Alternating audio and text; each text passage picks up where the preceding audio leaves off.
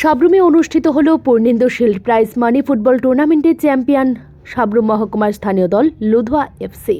উত্তেজনাপূর্ণ ফাইনালে তারা পরাজিত করল উদয়পুরের আমরা বন্ধু দলকে। বিশাল সংখ্যক দর্শক আজ সাব্রুম বয়েজ স্কুল মাঠে এই খেলা দেখতে উপস্থিত ছিলেন। খেলা চ্যাম্পিয়ন দলকে নগদ 1.5 লক্ষ টাকা এবং সুদৃশ্য ট্রফি তুলে দেন ত্রিপুরার বর্তমান অর্থমন্ত্রী প্রণজিৎ সিংহ রায়। রানার্স দল প্রায় 1,20,000 টাকা নগদ এবং ট্রফি। টান টান উত্তেজনায় ফুটবল ফাইনাল খেলা শুরু হয়। ফাইনালে লুধুয়া দল 2-1 গোলে জয়ী হয়। খেলার প্রথমার্ধের 20 মিনিটের মাথায় Ludhua FC star footballer Parvez Bhuiyan goal দিয়ে লুধুয়াকে এগিয়ে দেয়। খেলার দ্বিতীয়ার্ধে লুধুয়া এফসির হয়ে আবারও গোল করে তেজ কুমার। খেলার শেষ দিকে উদয়পুরে আমরা বন্ধুর হয়ে একটি গোল করে শক্তি ত্রিপুরা। সাব্রুমের দর্শকরা একটি প্রাণবন্ত ফুটবল টুর্নামেন্ট উপভোগ করেন। টুর্নামেন্টের সেরা ফুটবলার নির্বাচিত হন বনকুল এফসির জোয়ালো মিজু। ফাইনালে সেরা ফুটবল নির্বাচিত হন আমরা বন্ধু শক্তি ত্রিপুরা। উদ্যোক্তা বিন্দাস বয়েজ টুর্নামেন্ট থেকে ওঠা টাকা মানবিক কাজে দান করেছে এবং মহকুমার এক অসুস্থ কন্যা শিশু চিকিৎসার 1.5 লক্ষ টাকা ওই মেয়ের পিতার হাতে তুলে দেওয়া হয়। সাব্রুমের বয়েজ স্কুল মাঠটির কিছু সংস্কার দরকার। সাব্রুমের ক্রীড়াপ্রেমী দর্শকরা মাঠটিতে নতুন গ্যালারি এবং কিছু সংস্কারের জন্য মাননীয় অর্থমন্ত্রী প্রণজিৎ সিংহ রায়ের কাছে দাবি জানায়। টুর্নামেন্টটি সুন্দরভাবে সম্পূর্ণ হওয়ায় উদ্যোক্তাদের তরফে সাব্রুমের নাগরিকদের ধন্যবাদ জানানো হয়। পূর্ণেন্দু বিকাশ দত্তের নামে ফুটবল টুর্নামেন্ট আয়োজন করে বিন্দাস বয়েজের ছেলেরা বলি রাখা ভালো। পূর্ণেন্দু বিকাশ দত্ত সাব্রুমে তথা ত্রিপুরা রাজ্যের গর্ব। একজন বিখ্যাত ফুটবলার ছিল।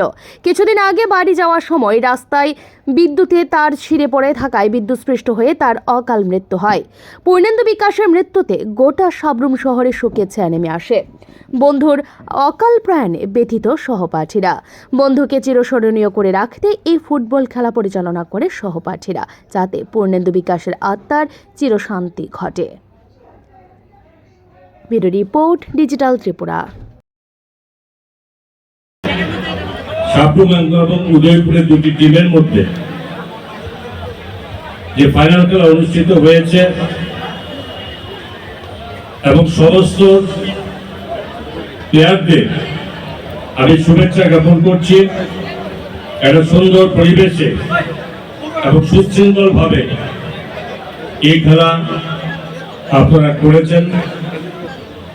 খেলাতে হার জিত আছে, দুই দলই ভালো খেলেছেন এবং 2-1 গোলের ব্যবধানে সাব্রুমের যে ফুটবল টিম যারা ফাইনাল চ্যাম্পিয়ন হয়েছেন, আমি তাদের আন্তরিক অভিনন্দন জ্ঞাপন করছি, শুভেচ্ছা জ্ঞাপন করছি। এসব অবস্থা রানার উদয়পুরে যারা প্লেয়াররা খেলেছেন তারাও ভালো খেলেছেন, তাদেরকে আন্তরিক শুভেচ্ছা আমি জ্ঞাপন করছি। পূর্ণেন্দু বিকাশ এই দত্ত এটা খুবই দুঃখের কথা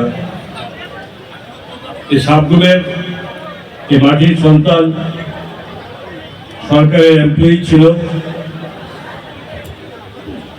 আকস্মিক দুর্ঘটনায় তার মৃত্যু শুধু সাব্রুমবাসী নয়, এত অল্প বয়সে তার অকাল প্রাণ চলে গেছে, তার জন্য আমাদের রাজ্যের সমস্ত মানুষই খুব দুঃখ করতেছে। আমি ঈশ্বরের কাছে প্রার্থনা করি যাতে তার আত্মার শান্তি হয় এবং তার উদ্দেশ্য নিয়ে তার মাতা পিতা, তার পরিবারের লোকজন যেভাবে খেলার আয়োজন করেছে এবং তাতে আমি মনে করি যে তার প্রতি যে শ্রদ্ধা ভালোবাসা ছিল আপামর মানুষের, তার অনেক দিন সারা জীবন মানুষের মধ্যে থাকবে। পরিবারের অবশ্যই তার দুঃখের এ বেদনা এত হাজার হাজার দর্শকের উপস্থিতিতে এই টুর্নামেন্ট, এটা অবস্থায় মনে করি পরিবারকেও এক সান্ত্বনার অন্য রাস্তা দেয়।